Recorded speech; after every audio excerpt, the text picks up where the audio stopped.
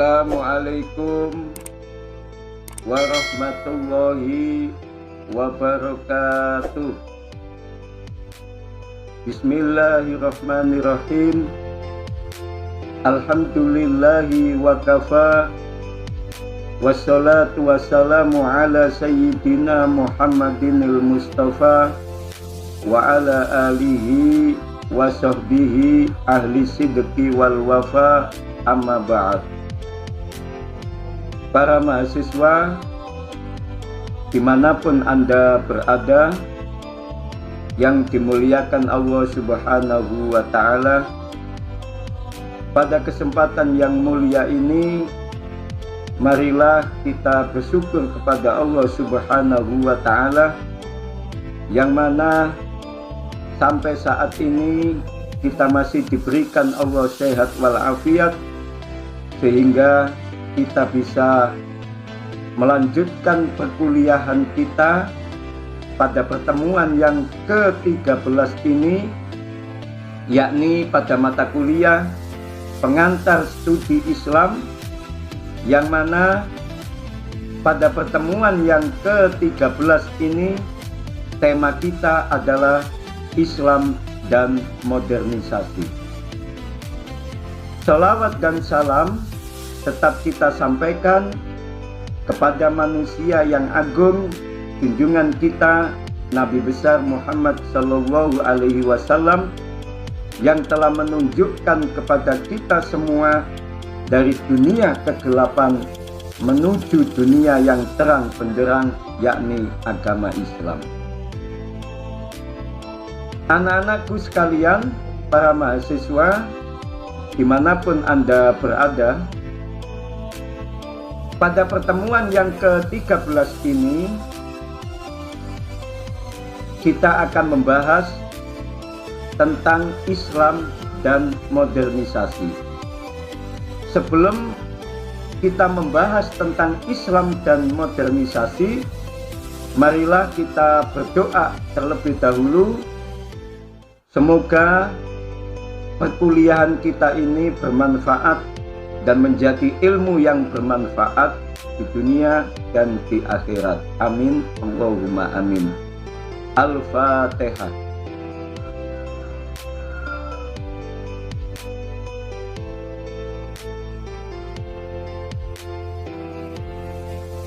Amin, amin, amin, Allahumma amin.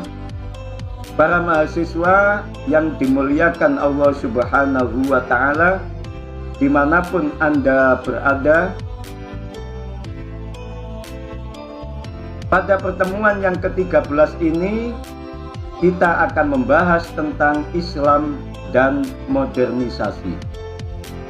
Yang pertama, kita membahas tentang pengertian modernisasi. Apa sih modernisasi itu? Dan apa terminologi dari modernisasi? Saudara-saudara mahasiswa,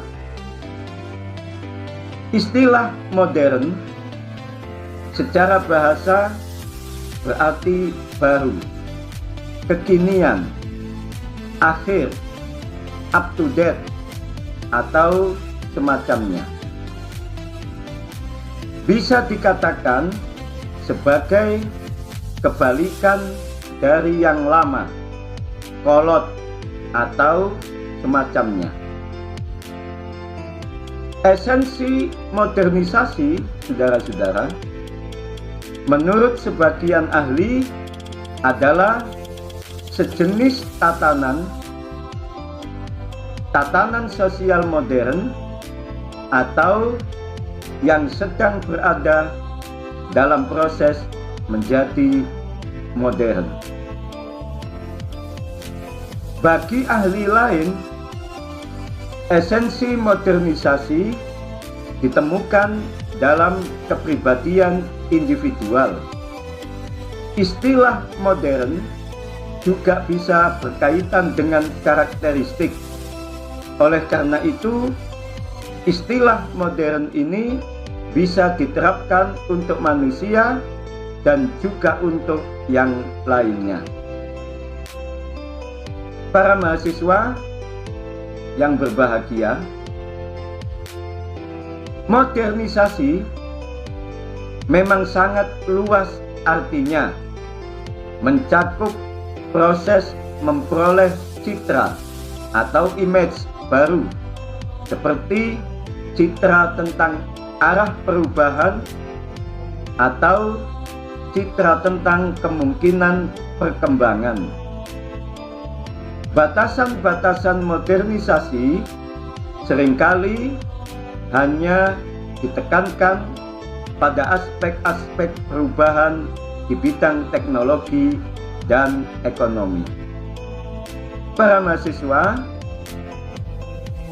akan tetapi sebagaimana dikemukakan oleh Manfred Halpen yang mengatakan bahwa revolusi modernisasi sebenarnya melibatkan transformasi semua sistem yang berlaku sebelumnya dalam masyarakat, baik sistem politik, sosial, ekonomi, intelektual, keagamaan, maupun psikologi. Modernisasi juga sering diidentikan dengan globalisasi, industrialisasi, urbanisasi, dan sekularisasi. Para mahasiswa yang berbahagia, sejarah modern oleh Aziz Al-Azmi dikarakteristikkan dengan globalisasi kekuasaan Barat. Globalisasi menunjukkan perkembangan yang cepat di bidang komunikasi, teknologi, transportasi, dan informasi, yang mana itu semuanya menjadikan dunia semakin sempit karena segala sesuatu semakin mudah dicapai. Proses globalisasi juga terbentuk oleh pertukaran informasi dan budaya. Saudara-saudara mahasiswa, kaitannya dengan dunia barat, ada beberapa teori mengenai modernisasi. Daniel Lerner misalnya beranggapan bahwa modernisasi identik dengan westernisasi, sekularisasi, demokratisasi, dan pada akhirnya liberalisasi. Tetapi saudara-saudara, ada yang membuat dikotomi antara modernisasi dan westernisasi, di mana modernisasi lebih bersifat teknologis, sementara westernisasi lebih berorientasi pada nilai. Para mahasiswa yang dimuliakan Allah Subhanahu wa Ta'ala, dimanapun Anda berada, akan tetapi dikotomi ini dalam beberapa hal tidak tepat. Sebagai contoh, pesawat terbang dan bioskop adalah sama-sama ciptaan Barat. Akan tetapi kita bisa menerima pesawat terbang dan tidak menerima bioskop. Selain itu, di dalam beberapa studi tentang sosiologi dikatakan bahwa di beberapa wilayah industrialisasi merupakan bagian dari modernisasi. Artinya, saudara-saudara, modernisasi berimplikasi pada munculnya industrialisasi. Akan tetapi, di beberapa negara lain terjadi sebaliknya, di mana industrialisasi berimplikasi pada modernisasi. Sehingga ada yang menyebut abad modern terjadi karena adanya revolusi industri. Secara historis, sebenarnya kedua istilah di atas berkaitan erat, tetapi tidak sama artinya. Yang mana modernisasi adalah istilah yang lebih inklusif, karena modernisasi dapat terjadi terlepas dari industrialisasi. Seperti dikemukakan oleh Apter bahwa modernisasi di Barat didahului oleh komersialisasi dan industrialisasi, sedangkan di negara non-Barat modernisasi didahului oleh komersialisasi dan birokrasi. Sehingga Bendix mendefinisikan modernisasi sebagai seluruh perubahan sosial dan politik yang menyertai industrialisasi di kebanyakan negara yang menganut peradaban Barat. Para mahasiswa dimanapun Anda berada yang berbahagia, jadi modernisasi dapat dilihat terlepas dari industrialisasi. Yang jelas, modernisasi telah membentuk sebuah perubahan. Yang jelas, modernisasi telah membentuk sebuah perubahan yang mendasar tentang tingkah laku dan keyakinan di bidang ekonomi, politik, organisasi sosial, dan bentuk pemikiran. Di bidang ekonomi, perubahan bisa dilihat dalam wujud industrialisasi dan pertumbuhan ekonomi.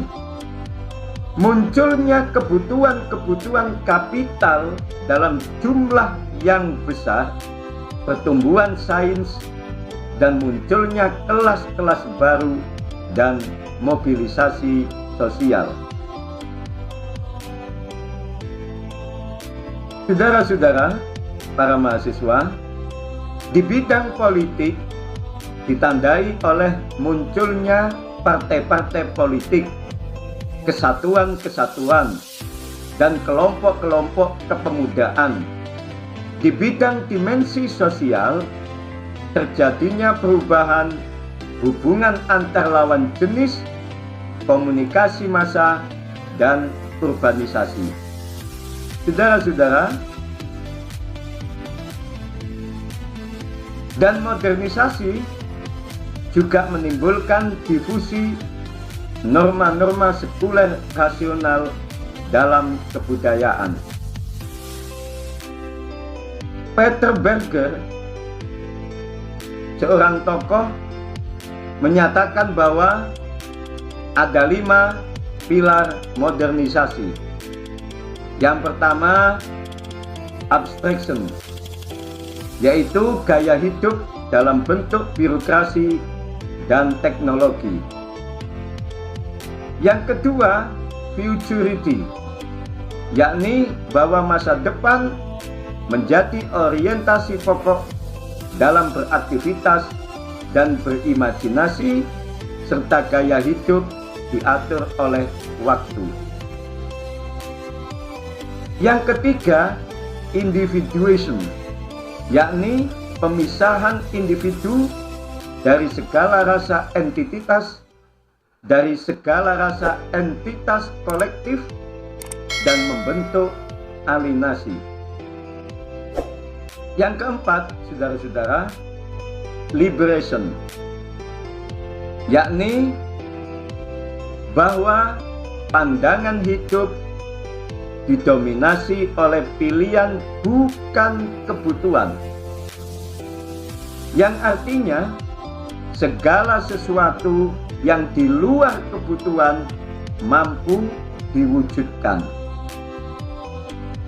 Yang kelima, saudara-saudara, secularization, yakni terjadinya kemerosotan di bidang keyakinan keagamaan.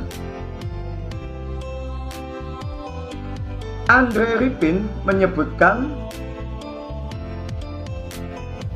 bahwa ada 5 faktor yang memiliki dampak sangat besar di dunia Islam.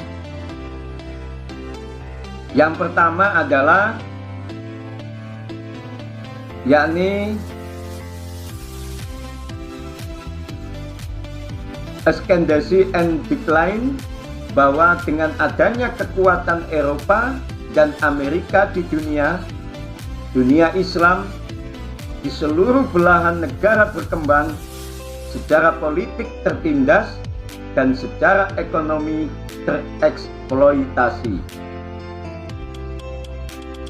Yang kedua, nationalism and socialism, yakni ideologi politik modern oleh beberapa kalangan bukan penyebab dari masalah kemunduran, akan tetapi juga merupakan sebuah pemikiran modern yang atraktif. Emmanuel menyatakan bahwa televisi adalah salah satu sarana utama sekaligus merupakan simbol dari sebuah invasi dunia modern sebagai sarana yang paling efektif untuk melakukan propagasi modernisasi. Saudara-saudara, sementara itu D.C. Dwyer menyatakan bahwa kota menjadi pusat perubahan sosial dan modernisasi.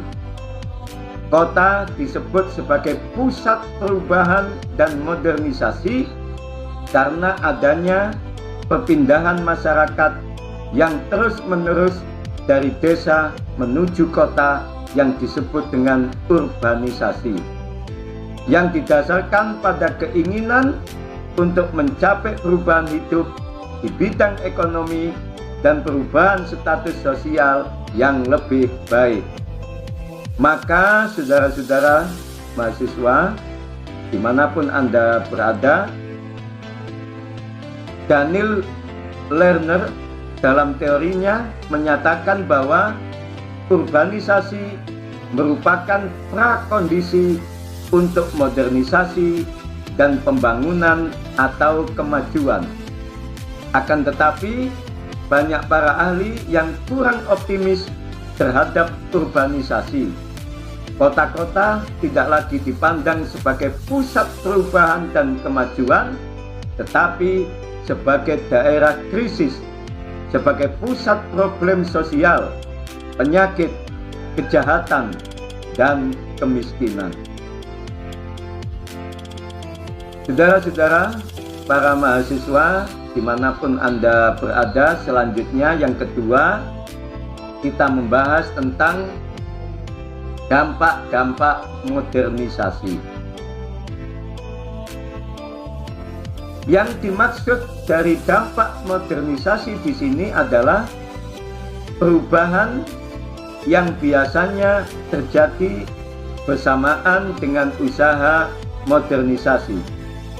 Perubahan itu bisa terjadi dalam 6 bidang besar, yakni demografi, sistem stratifikasi, pemerintahan, pendidikan, sistem keluarga, dan nilai, sikap, serta kepribadian. Perubahan demografis yang terjadi bersamaan dengan upaya modernisasi mencakup pertumbuhan penduduk dan perpindahan dari kawasan pedesaan ke kawasan perkotaan.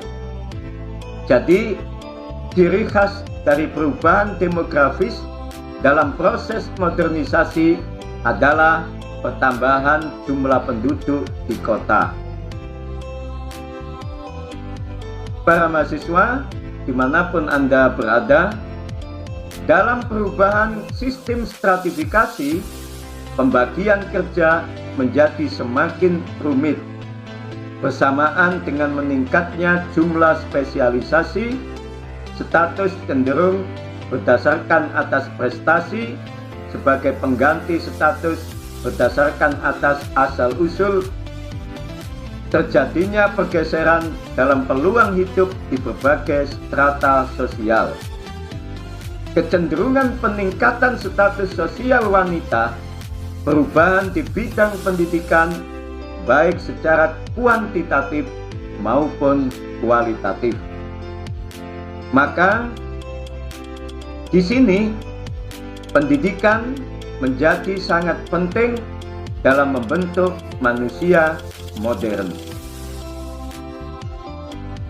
Para mahasiswa, dimanapun Anda berada, perubahan dalam bidang kehidupan keluarga juga tidak lepas dari pengaruh faktor modernisasi, di mana pergeseran dari kawasan pedesaan ke kawasan urban meningkatkan ketegangan hubungan antara anggota keluarga besar. Keluarga kecil sering menjadi ide utama modernisasi. Masyarakat memiliki orientasi nilai budaya masa kini. Warganya ditandai oleh kebebasan yang semakin berkembang. Kesetiaannya berkurang. Penghormatannya terhadap individualitas orang lain semakin bertambah besar. Lerner menyatakan bahwa manusia modern gemar mencari sesuatu sendiri, mempunyai kebutuhan untuk berprestasi, dan gemar mencari sesuatu yang berbeda dari orang lain. Jadi, manusia modern adalah manusia yang mampu berfungsi secara efektif dalam sebuah bangsa yang sedang mengalami pertumbuhan. Para mahasiswa, dimanapun Anda berada, di dalam teori modernisasi, Pips menyebutkan teori dikotomi. Tipe teori ini adalah adanya proses transformasi masyarakat tradisional menjadi masyarakat modern. Jadi, ada dikotomi antara masyarakat tradisional dan modern. Menurut Herbert Spencer, masyarakat adalah sebuah organisme, sesuatu yang hidup. Dengan kata lain, saudara-saudara, masyarakat selalu mengalami pertumbuhan, perkembangan, dan perubahan. Munculnya modernisasi seringkali dikaitkan dengan perubahan sosial. Sebuah perubahan itu penting dari struktur sosial atau pola-pola perilaku dan interaksi sosial. Dan sebaliknya, kita melihat perubahan sosial sebagai sesuatu yang melekat pada sifat sesuatu, termasuk di dalam sifat kehidupan sosial. Para mahasiswa, dimanapun Anda berada, ketika berbicara mengenai alam fisik, sejarah manusia, atau intelektualitas manusia, kita menemukan bahwa tidak ada yang tetap, melainkan segala sesuatu selalu bergerak dan berubah keadaannya.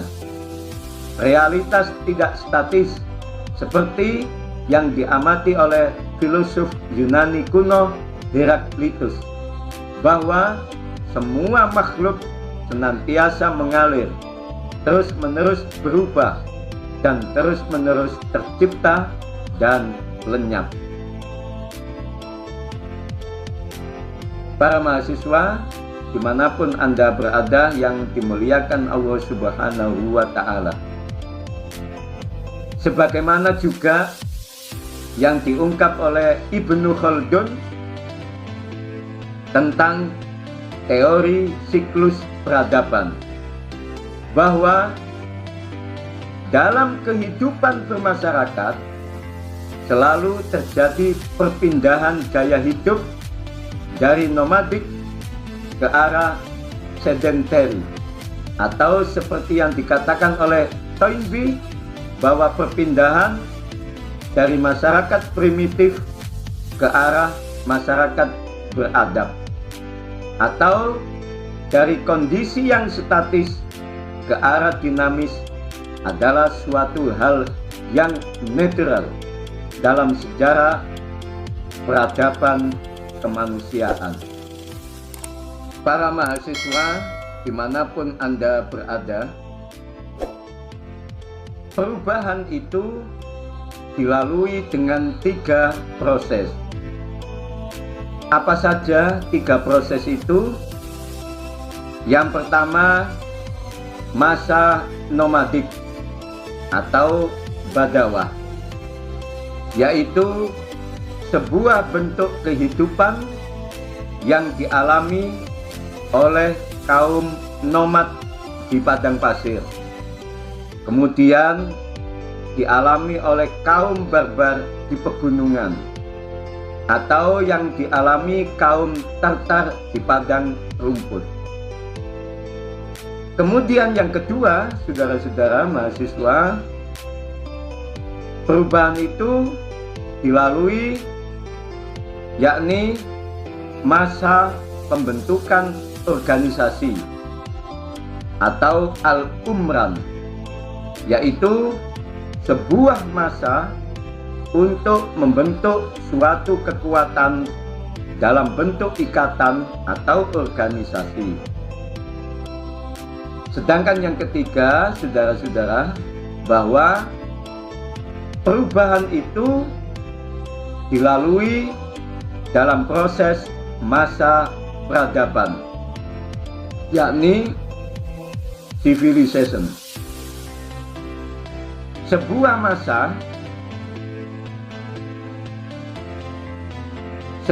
masa yang penuh dengan gaya hidup yang mewah,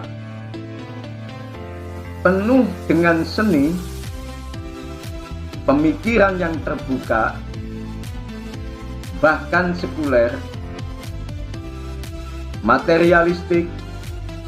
Sebagai contoh, semenjak Orde Baru, yakni pada tahun 1965,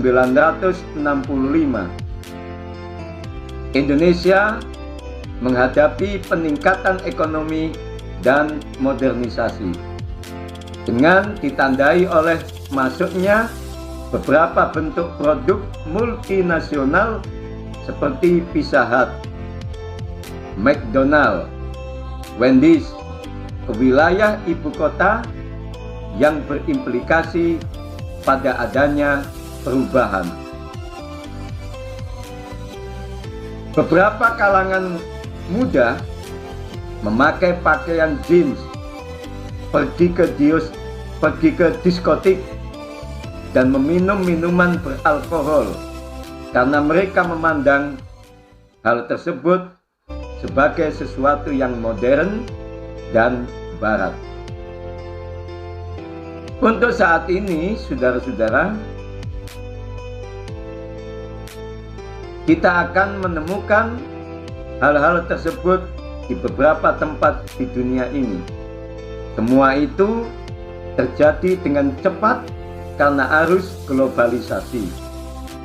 Dengan globalisasi, modernisasi yang dimunculkan oleh bangsa-bangsa barat diserap dengan cepat oleh bangsa-bangsa Asia, termasuk Indonesia.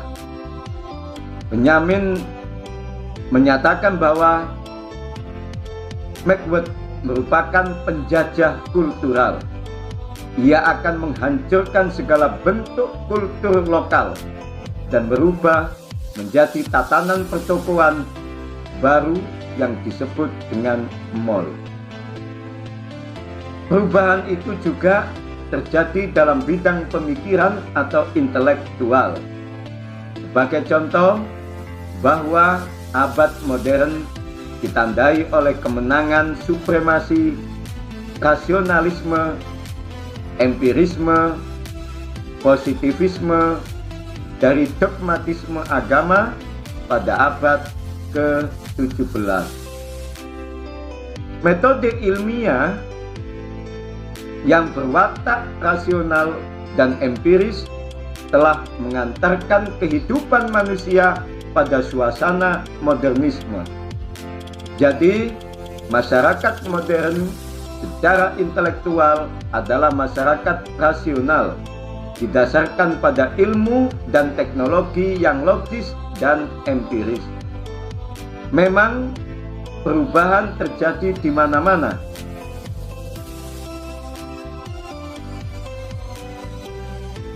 Saudara-saudara, memang perubahan terjadi di mana-mana dalam kehidupan sosial sepanjang masa. Terkadang ia terjadi secara tiba-tiba dan cepat, yaitu ketika sistem suatu pemerintahan dihancurkan oleh revolusi dan digantikan oleh sistem yang baru. Terkadang perubahan juga terjadi secara lamban, yaitu ketika anggota masyarakat itu yang melakukannya secara perlahan. Para mahasiswa, dimanapun Anda berada yang berbahagia, dimanapun Anda berada yang dimuliakan Allah Subhanahu wa Ta'ala, sering dikatakan bahwa manusia memiliki dominasi selaku mekanisme perubahan, tetapi tidak bisa disangkal bahwa manusia bertindak berdasarkan idenya.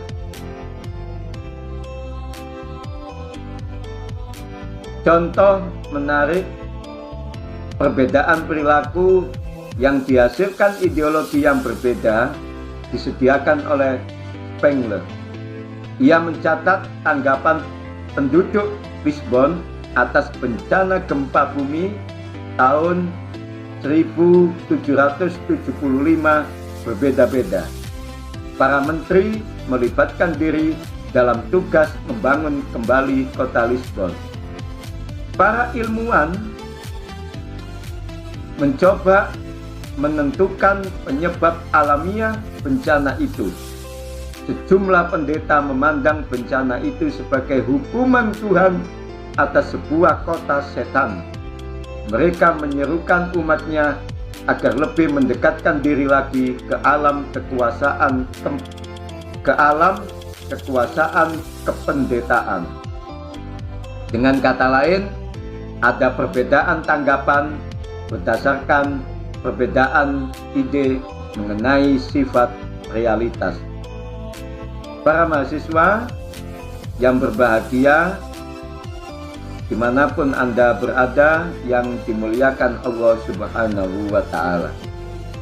Yang ketiga, kita akan membahas Islam dan modernisasi. Modern diistilahkan oleh beberapa pemimpin Muslim sebagai sikap untuk mengikuti model Barat di bidang pendidikan, teknologi, dan industri. Modernisme juga berarti ide-ide impor tentang sekularisme, sosialisme, dan industrialisasi. Isu sentral dari modernisasi di bidang pemikiran Islam adalah mengharmonikan keyakinan agama dengan pemikiran modern. Lebih jauh lagi bisa dikatakan bahwa modernisasi menekankan pada kemajuan progresif, ilmiah, saintifik, rasional. Para mahasiswa yang berbahagia, arus modernisasi yang terjadi pada suatu masyarakat pedesaan, lebih-lebih perkotaan, telah banyak menggeser beberapa pola pikir seperti kepemimpinan, dari polimorfik ke monomorfik. Para kiai yang tadinya mengurusi banyak peran dalam perkembangannya menjurus ke satu peran. Di perkotaan, peran keagamaan ini pun terpilah-pilah kembali, yakni setelah munculnya para cendekiawan muslim, sehingga dalam soal keagamaan masyarakat Islam kota malah lebih cenderung berpaling kepada cendekiawan muslim ini. Meski para cendekiawan muslim barangkali tingkat kedalaman keagamaannya lebih dangkal bila dibandingkan para kiai. Mereka menjadi sumber acuan keagamaan karena pemikiran yang lebih rasional dan empirik. Para mahasiswa yang berbahagia dimanapun Anda berada, modernisme dan tradisionalisme merupakan dua fenomena global yang dapat dijumpai dalam berbagai masyarakat yang menganut agama-agama dunia seperti Yahudi, Hindu, Kristen, dan Islam. Modernisme pada awalnya diartikan sebagai aliran keagamaan yang melakukan penafsiran terhadap doktrin agama Kristen untuk menyesuaikannya dengan perkembangan pemikiran modern. Para mahasiswa yang berbahagia, istilah modernisme sering juga diganti dengan istilah-istilah lain seperti reformism, renewal. Sedangkan istilah tradisionalisme sering pula diganti dengan istilah-istilah ortodoksi. Akan tetapi yang sering terjadi, bagaimana kata Fazlur Rahman, beberapa sarjana barat memahami Islam melalui pemikiran ulama Islam klasik daripada Islam itu sendiri. Sehingga Islam seringkali diklaim sebagai agama yang anti modernisasi. Saudara-saudara, para mahasiswa dimanapun Anda berada, dengan demikian antara pandangan dunia para penganut Islam dengan fenomena sosial selalu terdapat keterkaitan atau dialektika yang saling mempengaruhi satu sama lain. Dengan kata lain, Islam dalam realitas sosial dapat berperan sebagai subjek yang mendominasi, yang mendinamisasi dan menentukan perkembangan sejarah. Tetapi pada saat yang sama, ia juga dapat menjadi objek karena mengalami tekanan dari kekuatan dan faktor sosial lainnya. Para mahasiswa yang berbahagia, bagaimana persisnya posisi Islam dalam pergumulan itu tergantung banyak pada kemampuan dan kekuatan yang dikembangkan Islam sendiri melalui para pemikirnya. Apakah ia akan menjadi subjek yang tangguh dan dinamis untuk menggerakkan dan mengarahkan perubahan sosial, atau sebaliknya, justru Islam menjadi objek dan sasaran perubahan sosial. Saudara-saudara, para mahasiswa yang berbahagia, seperti terlihat dalam perjalanan sejarah, Islam tidak selalu dapat sepanjang waktu memainkan peran ideal sebagai determinasi bagi para pemeluknya untuk memahami realitas atau sebagai subjek perubahan sosial dan kultural. Kenyataan ini terkait banyak dengan sifat ilahiyah dan transendensi Islam itu sendiri, berupa ketentuan-ketentuan yang normatif dan dogmatis yang dipercayai berlaku universal dan yang dipercayai pula bisa mengandung konsekuensi dan implikasi teologis yang berat jika tidak dipegangi atau bahkan sekedar direinterpretasikan sesuai dengan tuntutan perkembangan zaman. Di sini, saudara-saudara, sering terdapat semacam ketegangan teologis antara keharusan memegangi doktrin dengan keinginan untuk memberikan pemahaman baru pada doktrin tersebut. Ketegangan teologis itu pada gilirannya tidak hanya menciptakan barrier psikologis bagi mereka yang peduli terhadap posisi Islam vis-a-vis realitas sosial kultural, tetapi juga konflik teologis, intelektual, dan sosial di antara kaum muslim secara keseluruhan.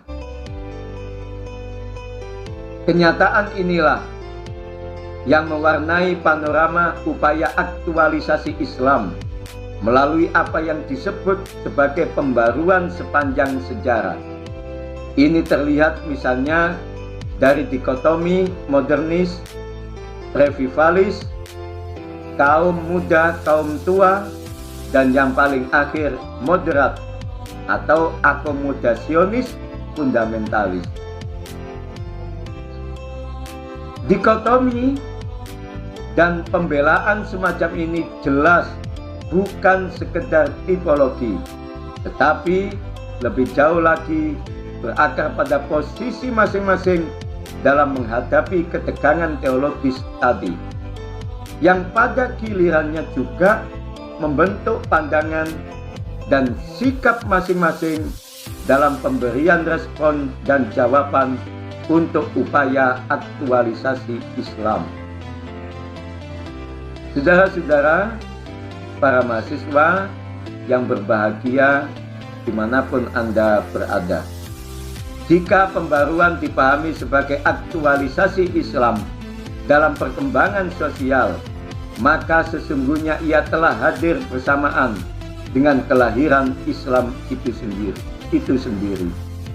Sejak awal perkembangannya, upaya aktualisasi itu dilakukan Nabi Muhammad sendiri dan kemudian oleh para sahabat dan tabi'in.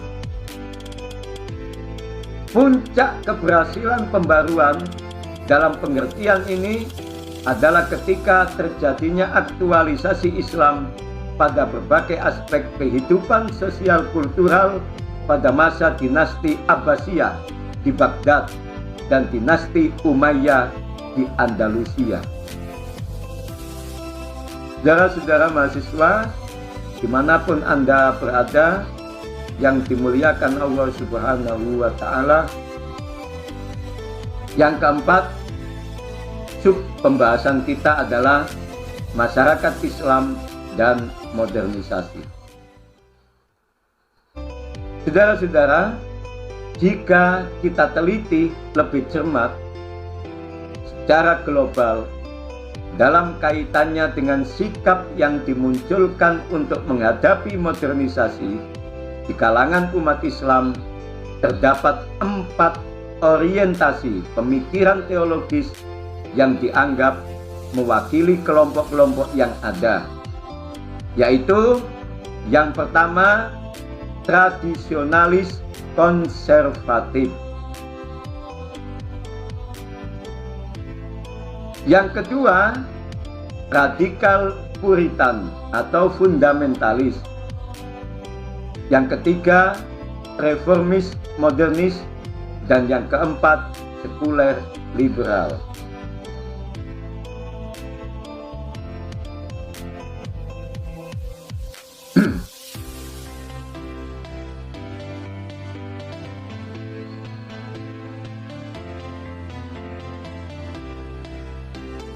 Para mahasiswa yang dimuliakan Allah Subhanahu wa Ta'ala, dimanapun Anda berada,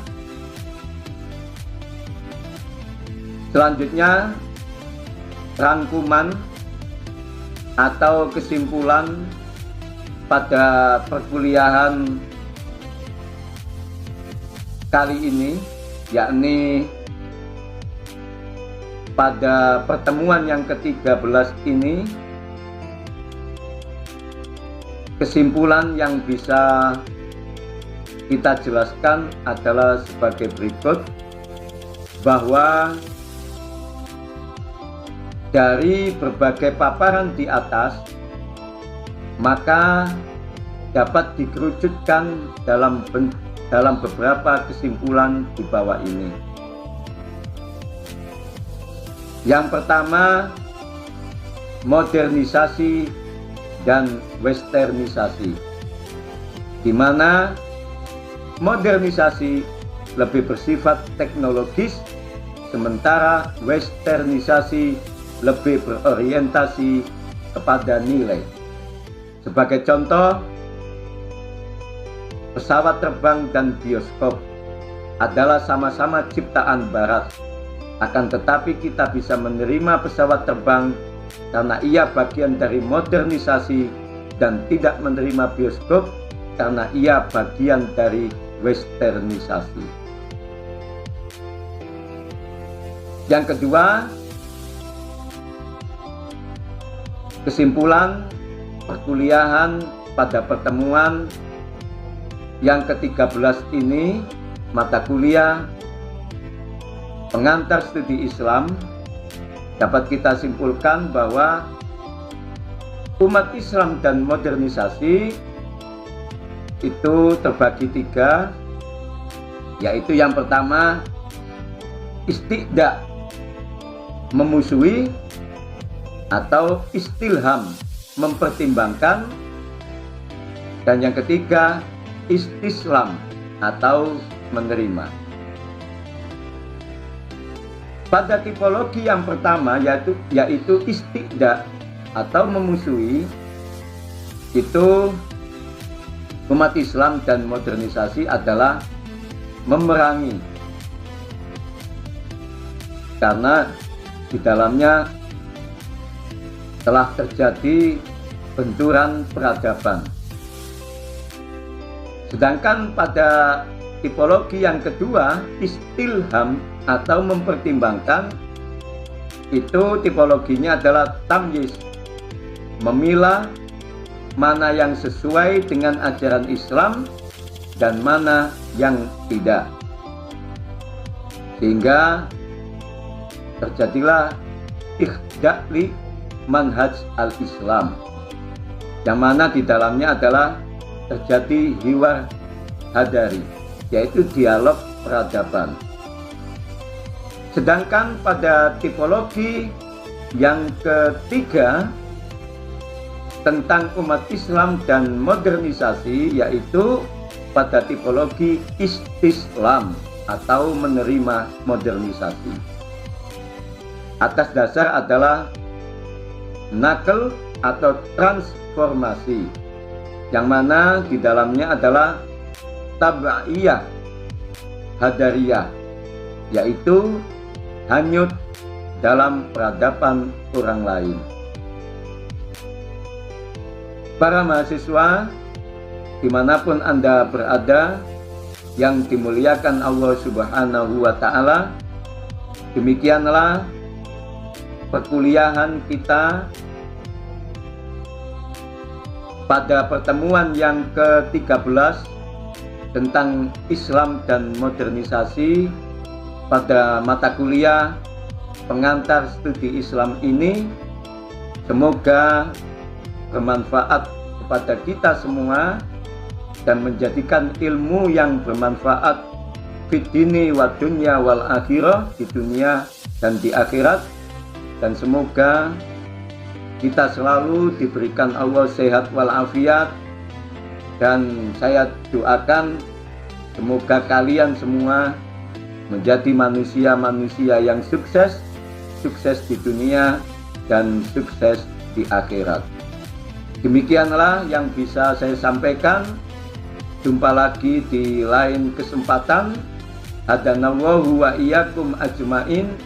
Wallahul muwaffiq ila aqwamit thoriq. Assalamualaikum warahmatullahi wabarakatuh.